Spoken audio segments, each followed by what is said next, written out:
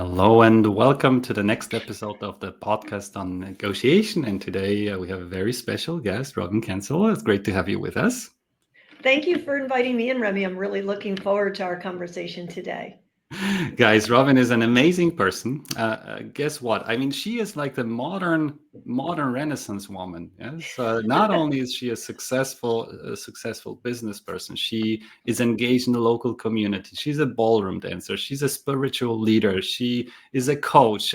I mean, I'm sort of running out of my fingers to mention everything that you're doing, and I probably forgot to mention half of the relevant things that are highly relevant in the context of our conversation. Where do you find time for all this?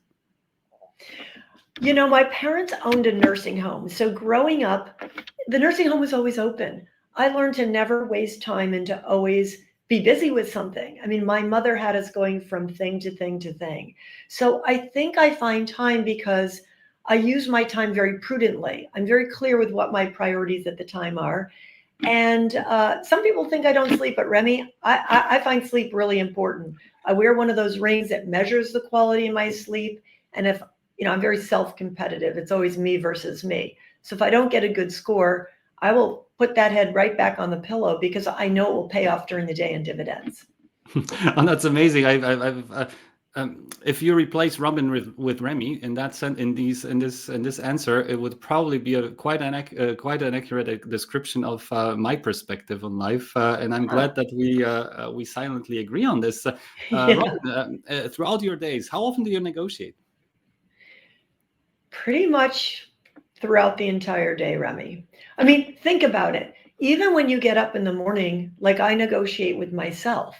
I have a 2 to 3 hour routine. I get up quite early. I get up about 4 a.m. And, if I'm a little bit late with that, my first negotiation after I say my first short prayer, which is the prayer of Jabez, I have to negotiate with what is going to fall off that beginning routine. And it kind of goes on from there. So I'm negotiating with myself. I live with my husband. There's always some sort of, would you like me to make your smoothie or not? What do you want in it? And throughout the day between work, and yes, I'm a ballroom dancer, there's a whole lot of silent negotiation in that. I don't know that there's much time when you don't really negotiate, although we could talk about what the word negotiate means and how different is collaboration from negotiate. So let's start with that. Since you've called it out, let's start about your mental model or your definition. I don't want to sound too academic, but let's call it understanding. Let's call it understanding your understanding of negotiation, and knowing that you're a ballroom dancer and a strategic businesswoman. Yes. Let's try to compare it in the context of two very common analogies that are used in the literature. One, negotiation as a dance. Yes, or the other, negotiation as a game of chess. How do you? What is your mental model, and why is it as it is? So before I answered, I think it's really important to understand why I've come to the way I've come to, and it really, like many things in our life, is influenced by the way you're brought up. And in my household, which was headed by an Italian mother, it wasn't about you win and you lose. And sometimes I think negotiation, and certainly in real estate, you think about, especially in this market, there's going to be one buyer that wins or one seller that wins. But in life, and certainly in our household, it wasn't a win-lose. It was a collaboration. I had 3 siblings. And as I said, we had a very active household running a business where we were responsible for lives, 73 lives. So it was collaboration. So in my own context and in my own history, negotiation, that word for me, is reserved when I'm more in a competitive situation that will have a winner and a loser. And collaboration is really what I feel like I do most of the time. In fact, if you go to real estate, because it's so clear in real estate, I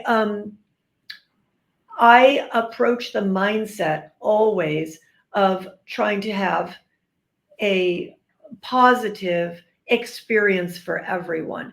And that doesn't mean that everyone's going to win, because if we're in a multiple bid situation, which in America right now, and a luxury market like a Greenwich, Connecticut, there's a lot of multiple bids. Not everyone is going to be the winner, but the entire experience of negotiation can be as collaborative as possible. So let's have a closer look at real estate. I don't know if you guys knew, but we are speaking with someone who's a top real estate agent, top real estate broker. I read you're in top, what, 1.5% in the country? 1.5% in the country, yes. On the Wall Street Journal list of the best real estate brokers. Congratulations, Robin. That's an amazing achievement. Yeah? And when you look back, or when you look at your negotiations in that area, in the area of real estate negotiation, which is to a large extent a win-lose kind of, to a large extent, not always, but to a large extent is a win-lose type of a negotiation setting. What do you think has made you so successful as a real estate agent in those settings? I have to go to your recent article in the Harvard Business Review, because when I read it in preparation for the call, I was giving you a huge thumbs up, because a lot of what you're talking in terms of the traits of a good negotiator is what I believe and what I try to practice. So, I think what's made me a good negotiator begins with an understanding of the other person and being a listener. And one of the things, Remy, that I have realized, and we could talk about this more, has really changed in the 22 years that I've been in it, is that the quality of people's listening is not like it used to be. And maybe it's because of social media and distractions and such, but I think what's made me a good negotiator is, number one, I really come into it wanting to understand the other viewpoint and not wanting to just interject and jam down my point of view. So that's really important to me. And if you think about it in real estate, there's so many different layers. So I do have a good understanding of the agent on the other side of the table, because I've worked with most of them for 20 years or more, but I don't have a good understanding of who their client is at all. That client's new to me. And my client may be a client that's a repetitive client, but many times it's a referral client.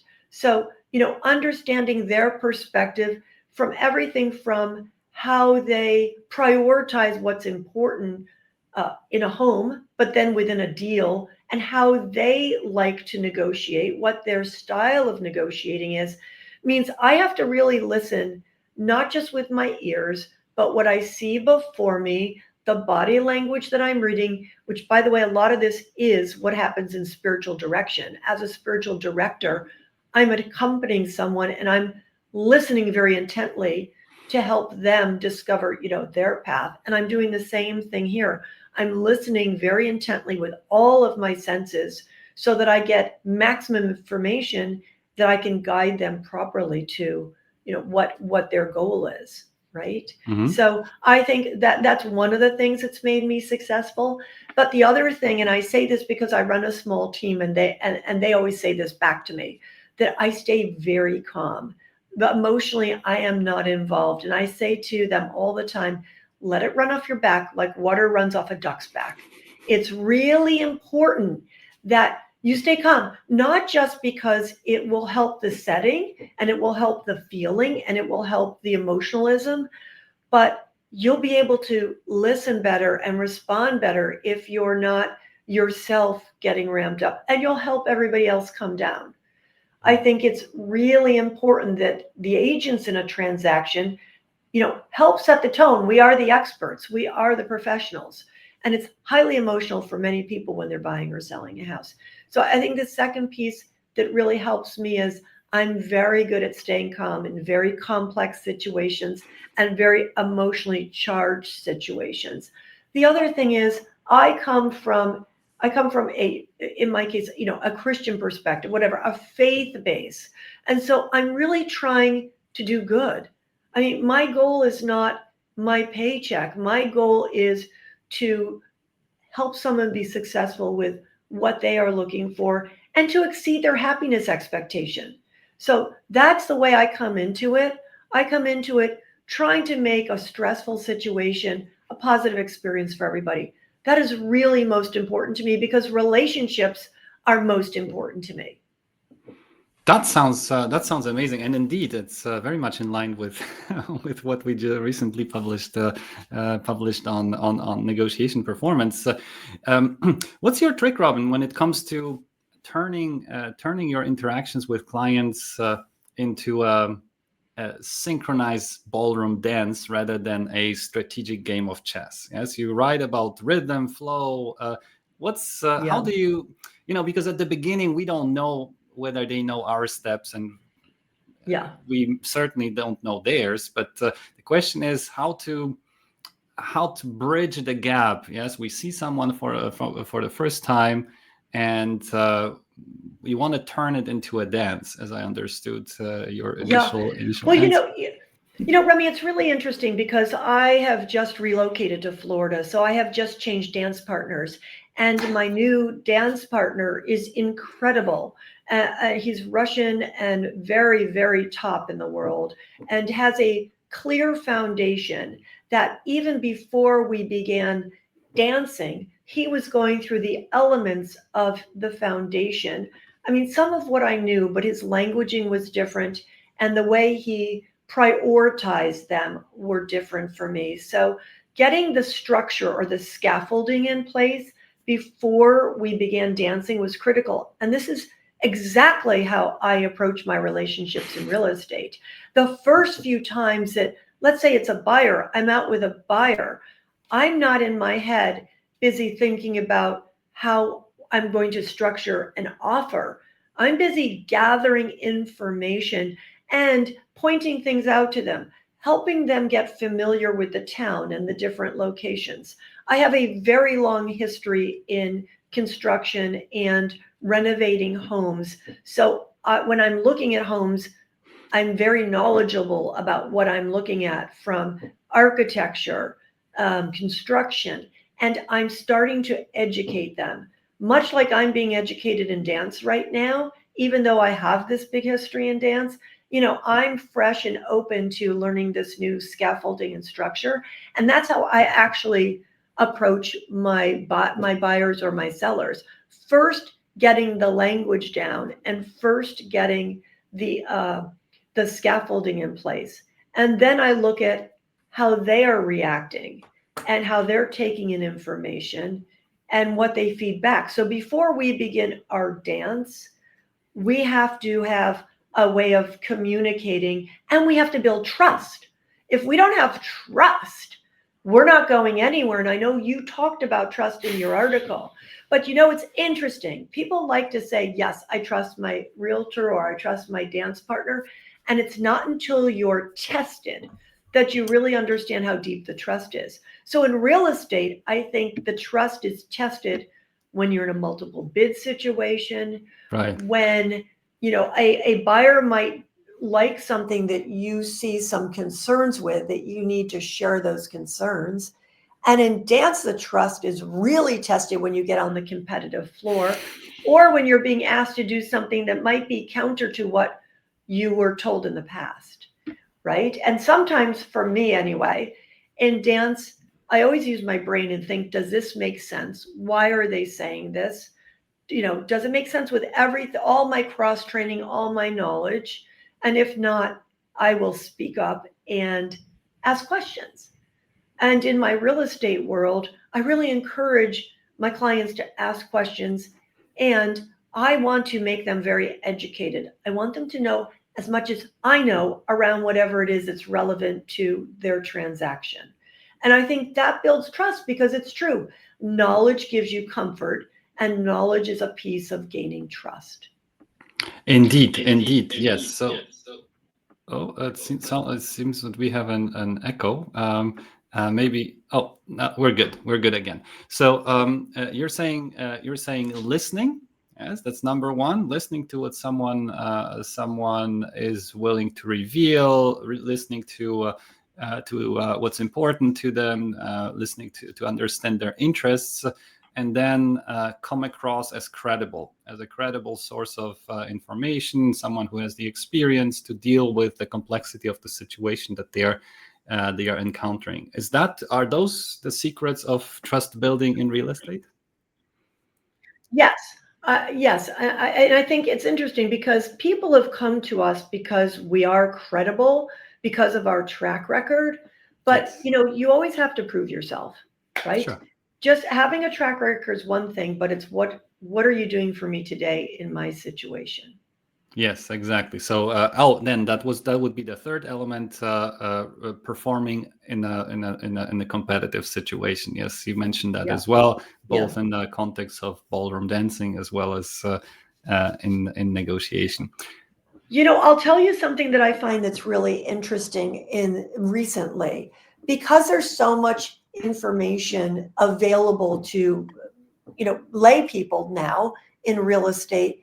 They can feel that they're more expert than years ago when, at least in America, there was a printed book that had the first, the cover picture of every house, and you had to go get a key and let people in.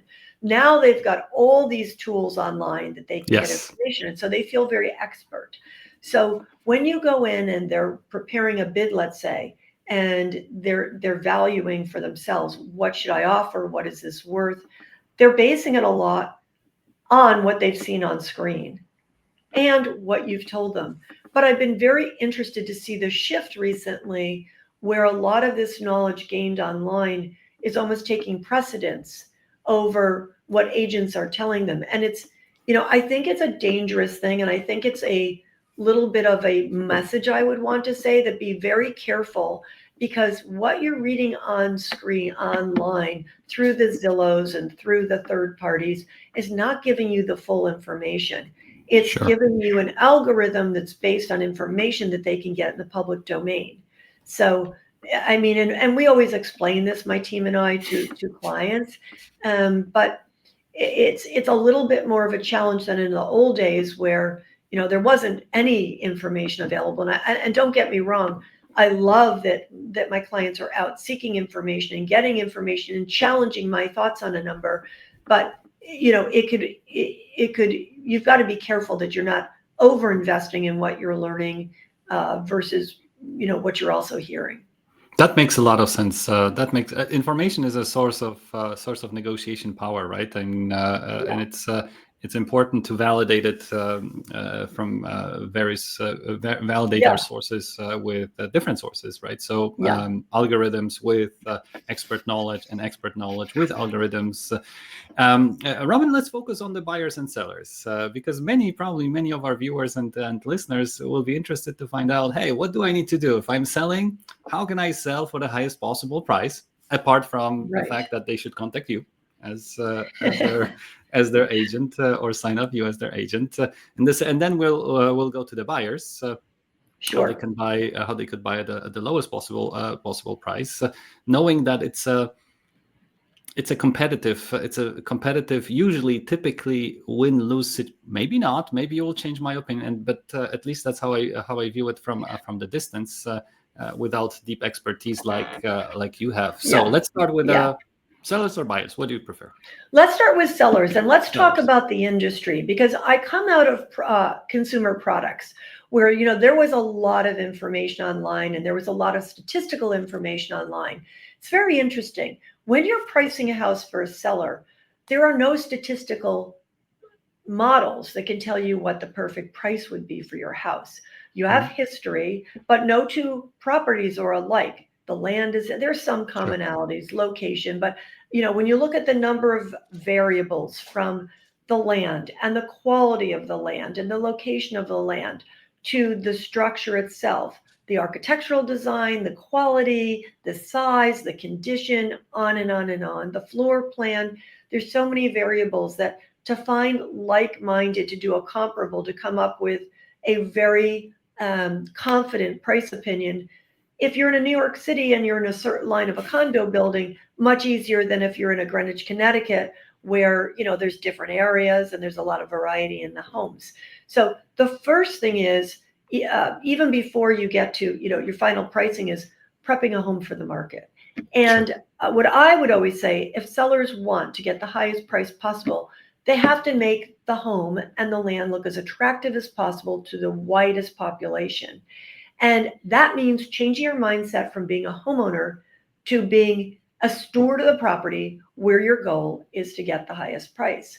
And, again, my team and I are relentless about the preparation work. I have some background in design, interiors. And so I will not hesitate to say, we really need to empty the house. We need to bring in a stager. We need to paint, because we're just trying to appeal to today's buyer who wants white and gray and neutrals and clean lines. What am I really selling? I'm selling space. So I have to make sure the space is visible, not distracting, because I do believe, Barbara Corcoran, that buyers come in the first 8 seconds, they make up their mind, they're getting a vibe, they're getting a feeling. So I need to make sure I'm doing everything possible to set that up as strong as possible. So that's one thing for sellers. Do the upfront work to make your property look as attractive as possible. And then when we do get into the pricing and we do get into the marketing, I approach it like I approach consumer products. Who is my target market? What do they read? Where do they get their information? How do they like to see things? What are the features of this home that would appeal to them? I'll never forget, one of my clients is a very well-known producer, actor, director, and they had a very special property, which, as we were prepping the home for the market, there was this third floor that was kind of empty. So I said, okay, this is now maybe 15 years ago. All right, let's set it up as a wellness room. The yoga things, the water bottle, everything. Do you know, a nanny saw the property, showed it to her owner, who loved the yoga studio. They were the second buyers. It was $25 million. It wasn't a cheap property, and they bought it. So understanding who the target audience is and prepping a home and appealing to them, where this property was very nature-based. It had a lot of fun things. It had a lot of different animals. I just leaned into that, and it attracted a buyer who was very holistic oriented. So again, getting an agent who knows how to market and target and prep you for your target market's important. And then when we get to the pricing, it is digging into the analysis as best you can. And when you've got an agent that's been around a long time, they're going to be able to draw a lot of inside information. But the number one, I would say, deadly thing that sellers, I would not recommend doing, is aspirational pricing. Now, right now we have a seller's market. So, can you go up and can you be a little strong arming in your price? Of course. In our market, we have 1/10 of the usual inventory. So basic economics, you can push the pricing, but it's much better if you let the market push your pricing. So you're saying a realistic price, and then hope for hope that the bids will bump it up. Yeah. Remy, I spent a lot of years sitting in auction rooms for furniture, and this is very much like an auction mentality. Once you get two people who want the same thing, you get going on the paddle, and emotion can also kick in, and it's happening very fast. That this is an ideal situation for a seller. Right. This is what you really want, because a buyer, especially if you're calling for, okay, one more round, highest and best, it's really tough for a buyer to figure out what's the number that's going to win it. And I often say to my buyers, give me the number where if it sells for one tick more, you're not going to be unhappy because you just didn't believe in that next tick. And, recently I had a buyer say, that's so unfair because I'm always going to go up one more tick. So I hope I just lost my earbud. So tell me if you can't hear me. We can hear you. To the best possible, it's important to ask that question. Mm-hmm. So, Robin, it's amazing to see how you've changed when we started talking real estate. To see your enthusiasm, your passion, the whole energy that's sort of radiating out of you. Yeah. And we only halfway through. We only spoke about the sellers, right? Let's then move over to the other side. Let's move over to buyers. Yeah. So buyers, look, it's a really tough time to be a buyer. I mean, when we're looking at how little inventory, we do a lot off market on my team. So we're partly scrappy, but we are finding ourselves in a lot of multiple bid situations. Sure. So what I would say to buyers is, number one, and one of the greatest all-time realtors in my market who has since passed used to say, Robin, don't just give them what they ask for, give them what they want, but they don't even know they want. And I have never forgotten that information. I think it really holds true for lots of negotiation. And that goes back to getting to know the people so well and getting to learn their lifestyle and getting to hear what their family is about and what's important to them, what are their values. Because what is a home is, how am I using the home? Am I someone who has people over all the time? Do I need a lot of spaces that are quiet spaces? Does somebody in my home have a big hobby that it would be great if they could lean into that hobby here at home than running outside? Is nature important? So there's a lot of things they're not going to think to tell me that I need to go into a big process of discovery so that I can think creatively about properties that they may not even be thinking about. This is really important. Now, the thing about buyers is also gaining their trust is critical because many of them come in, New York City is a big driver for us, and we're working with some of them now, and they come from such a different world where they're living in much smaller quarters and they're not able to access things like parks and things as easily as you could do when you get to a suburb.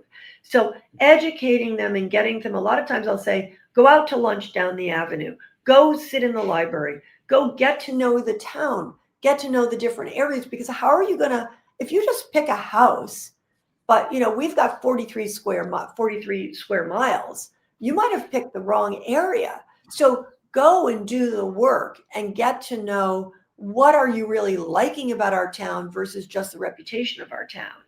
And then let's keep refining as we look at things. And that's also why I will show you a lot of homes and I will say, I'm not sure about that to a lot of homes, not just because of the quality of a home maybe, but it could be the location.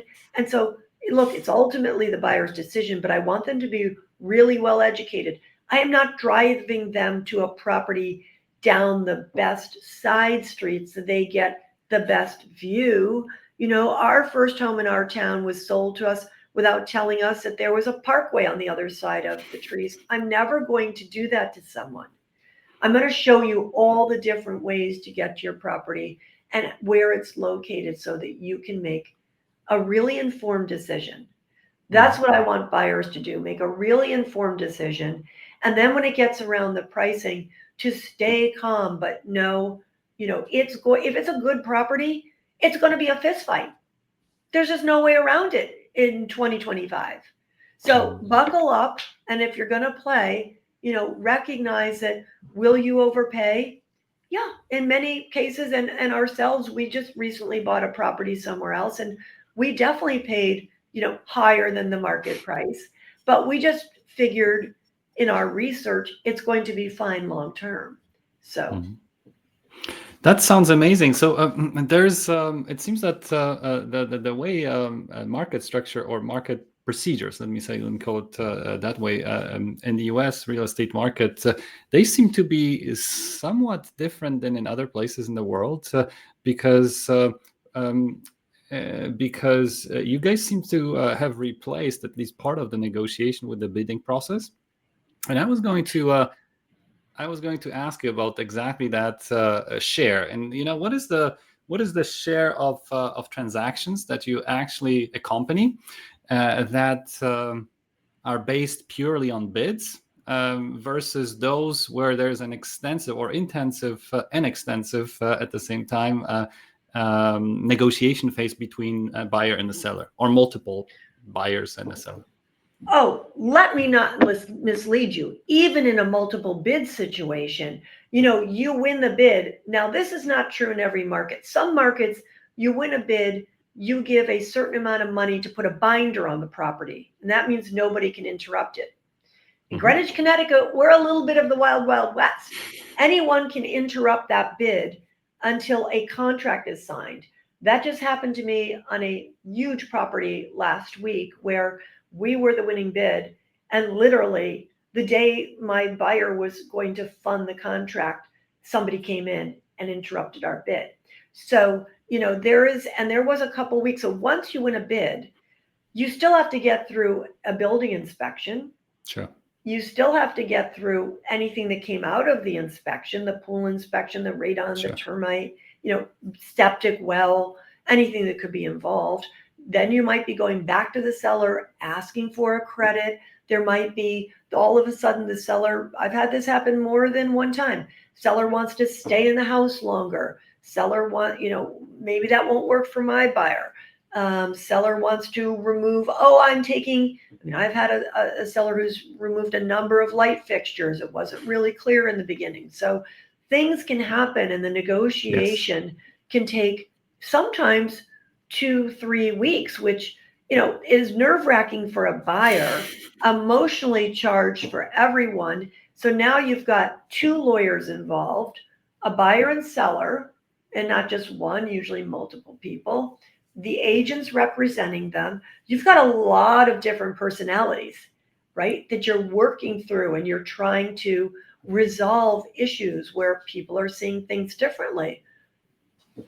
And a lot of times what they're seeing differently is around money. So that's really, very emotional. Yes, absolutely.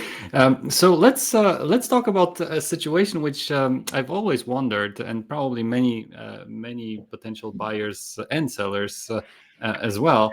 How often, in your experience, does it happen that a property is sold not to the highest bidder, but someone who actually offered a lower price, but for other reasons was able to get the object, get the property at the end? Does it happen at all? And Yes. if it does, No. what Especially at the high end of the market, Remy. And it's a great question, because in this market that's so competitive, the first thing I say if I'm representing a buyer to the selling agent is, what's important to your seller? I want to know, and again, it's gaining information. What is it going to be besides the number that's going to put us at the front of the line? So, in this recent case, my buyer was very flexible on when he would close. He was willing to close, a number of months later, and that was really appealing initially to the seller. So I like to look at timing to close, all cash offer. I don't like to do this. I rarely recommend this, but some people will say we're not doing any inspections. That to me puts so much risk on my buyers. I don't like it.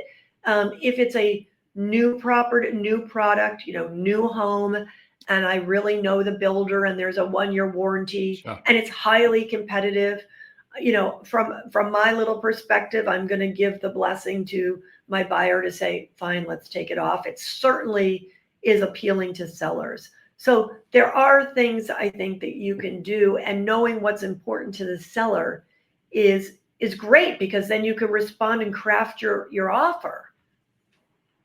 Yes, so it happens. It happens happens for sure, based on preferences, which are sort of Yeah. non-monetary, such as structure of the transaction and timing, or various timing Yes. aspects.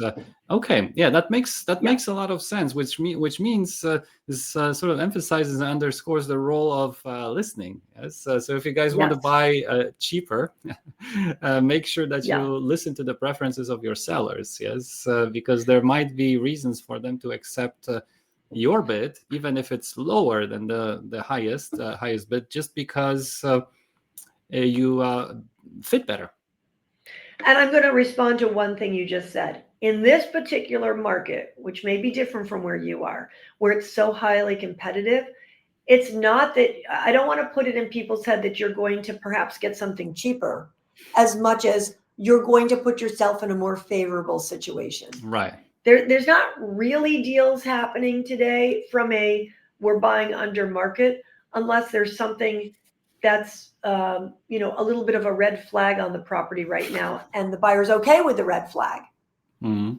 Yes, absolutely. Buying under market is probably unrealistic anyway, Yeah. anywhere in the world. But the question becomes, how much above market, right? So is it Yes. a lot above Right. market, or just a little bit Right. above market? Yes.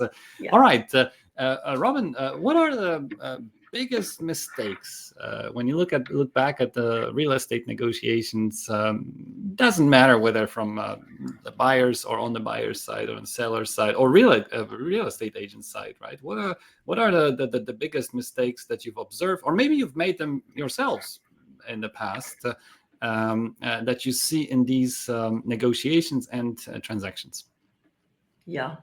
I would say from the seller's perspective, the biggest mistakes I've seen are sellers substantially changing a deal after they've accepted an offer, because then the buyer just loses trust, you Sure. know, and the goodwill, as I always say, is lost. So I would say that's a mistake. Sometimes the number one thing for me is I always say we need to keep a pace and a rhythm on the deal. And maybe this is my instinctual dancing. I don't know, but I really have found, and if I were to do a piece of research, I bet it would hold true that if you lose the rhythm of a deal, if you lose the rhythm of a negotiation, there's exhaustion that kicks in. There's lack of focus that kicks in. All the good energy of that pacing dissipates. So I always am a real stickler for we have to keep a good pace on this deal. We have to keep the rhythm. We need to keep their focus. We need them to stay engaged with us, locked into the dance with us, feeling good about us, or things could just go sideways. Mhm.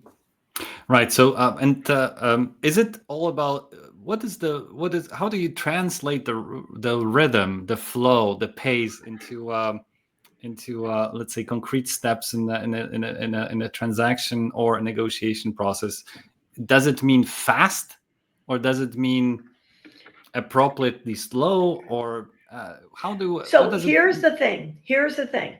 Every seller and buyer has a different internal clock of how they negotiate. Some like a lot of baby steps, some like to really think so long about something. What I would say, if you want a rule of thumb, do not let 24 hours pass by without responding to the other side. It's basic etiquette. I think there is some negotiation etiquette that needs to be observed. And in my book, it's kind of like any relationship. Don't let 24 hours go by if someone's reached out to you. I don't care how busy you are. Just acknowledge that you've received it and give them a sense of when you're responding so that their expectations are managed and they still feel like you're in relationship with them. Mhm. Does that That make makes a sense? lot of sense. Yeah, that makes a lot of sense. So it's which means it's individual. It's Yeah. always it has to fit. It has to fit our negotiations partner's internal pace clock or rhythm, Yeah. and at the same Yeah. time there are some norms. Let me say it like this: some norms which sort of are, I'd say, universal in the Western world. That's the sort of the 24-hour response, which we feel on things that we consider important to us. We usually try to squeeze our reaction into that time frame.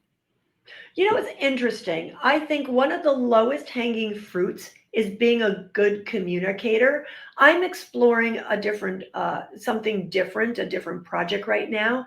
And I put a number of questions onto the other side as we negotiate. And I've not gotten a response in, 3 days. And to me, that A is putting out a little alarm bell for myself. How is this going to be as a partner? And number two, it goes back to this etiquette, and just being a good communicator means being responsive and just letting them know you're still there in the room. Mhm. Yes. So I think that's really being a good communicator. Which, what does that mean? It means being responsive. It also means being very clear. Like I've written a couple books. I love to write, and I'm a very organized writer. So I kind of always write in an outline in my head.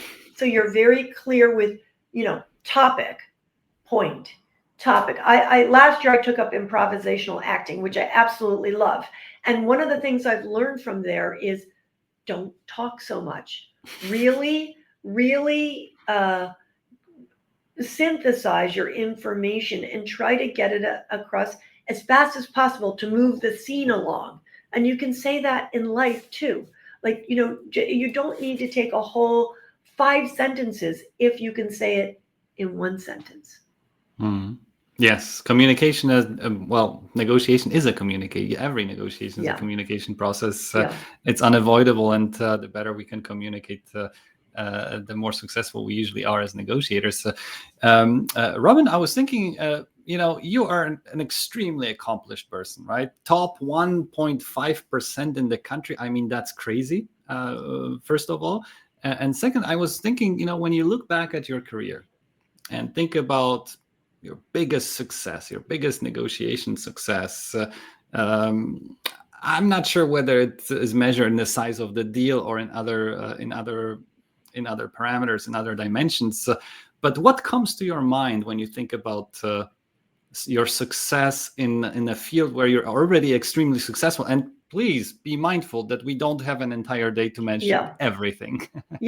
So recently, someone in my world, I happened to read something that he was talking about when he was asked this question. And I loved his answer. He said, when I'm calm in my brain. And I'll tell you, I love that answer because success is, for me, when I'm not worrying about, somebody one of my clients. So success is just having a piece that everyone's taken care of and everyone's happy.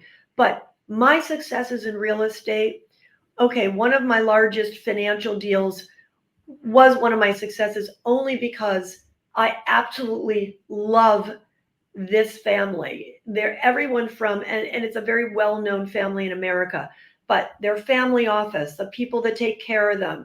I've been lucky enough to work for the children. They are so good at being clear partners. We are so partnered. We're such a great team.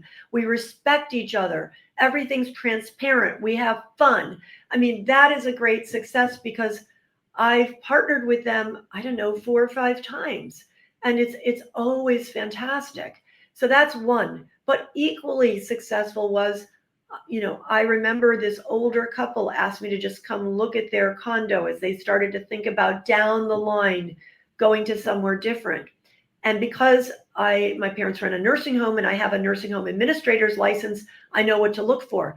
You had to go up a flight of stairs to get to their first floor. I took one look at the husband and realized this is not a good situation for him.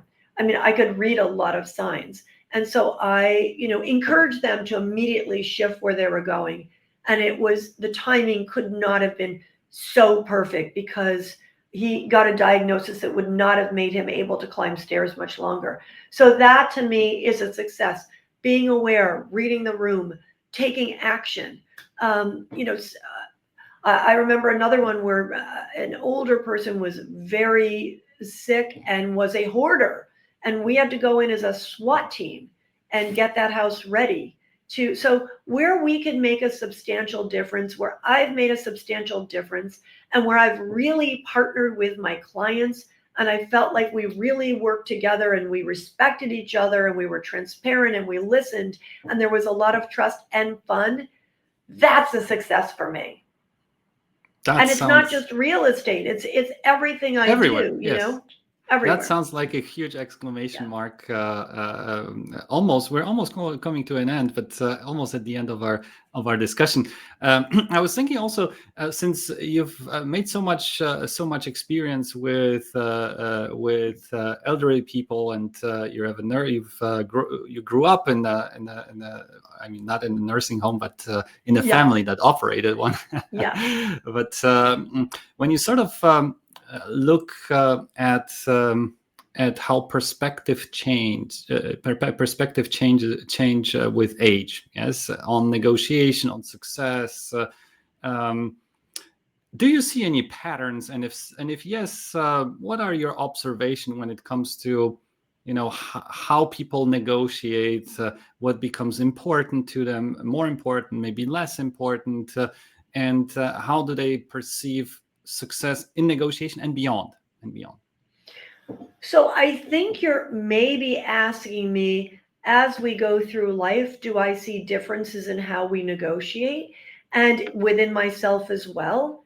And I would say, yes, definitely. The biggest change I see in others and myself is that you have the perspective that today is not the end all and be all, that it's going to be okay. There's going to be a resolution somehow, some way. So let's all take a deep breath and make the experience, not, I mean, I was never a yeller, but I've had plenty of clients who are yellers. Let's not make it emotionally charged. Let's try to get through this so that afterwards we can find something positive that we learned from and something positive about the other people.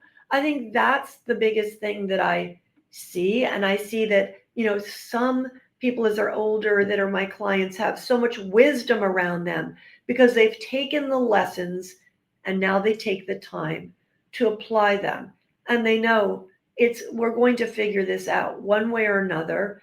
And if it's not meant to be, there'll be something else.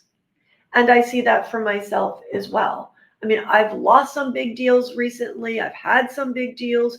It really doesn't matter. The only thing that matters is how the relationship went, how the experience went, and what I've learned from it. I mean, I always say to the team, and they always say back to me, what did we learn from this? And that's what's critical, because when you actually observe what you've learned, you can do it better, however you're defining better, next time. Same thing in every competition in ballroom. Same thing every time I meet with one of my directees in spiritual direction. What can I do better next time? What felt really good? Where was I in the flow? And where was I not in the flow?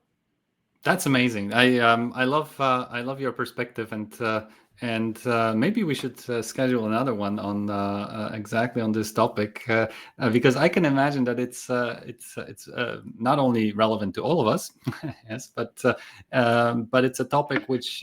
Or aging, negotiation, and success, or changing perspectives on negotiation and success, is something that I feel that we don't dare to talk about sufficiently enough. Yeah, and for some Remy, reason, it's interesting because think about it.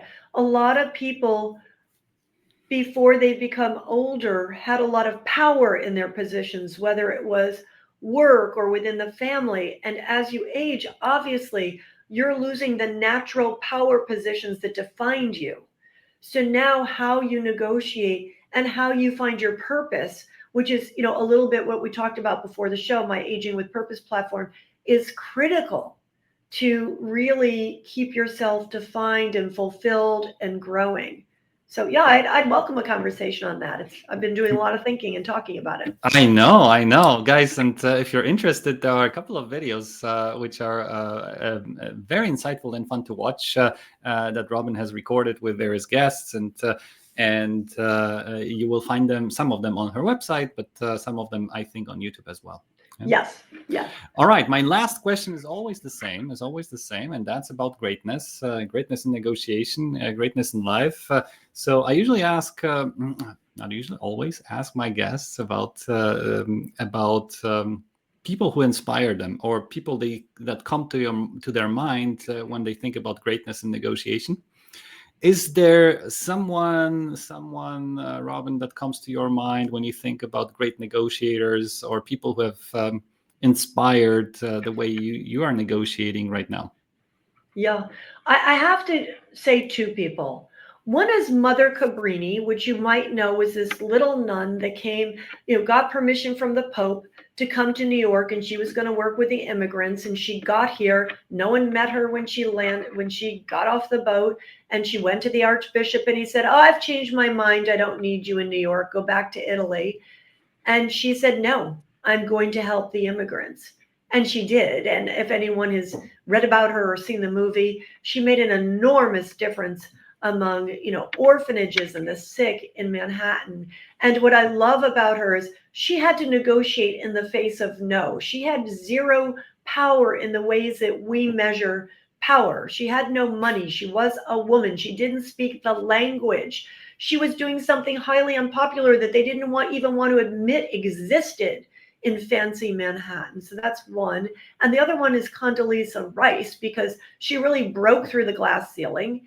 And, if you look at her life and you listen to her, she is really inspiring in the way she negotiates. She negotiates from an information base and from a collaborative base. And I put those two on my list. Thank you so much, Robin. And let me join Pranash, who has been commenting our chat in the background. I've enjoyed our conversation a lot. Thank you so much for sharing your wisdom with our listeners and viewers. It's been an immense pleasure and honor to have you on the show, Robin. I hope you enjoyed it as well. Good luck in all your future deals. Yes, and Thank you. if they don't materialize monetarily, I'm sure you will learn something from each of them. Thank you so much. You're right about that. Thank you. It was a great conversation. I enjoyed it. Thank you, Robin. Take care. Bye-bye.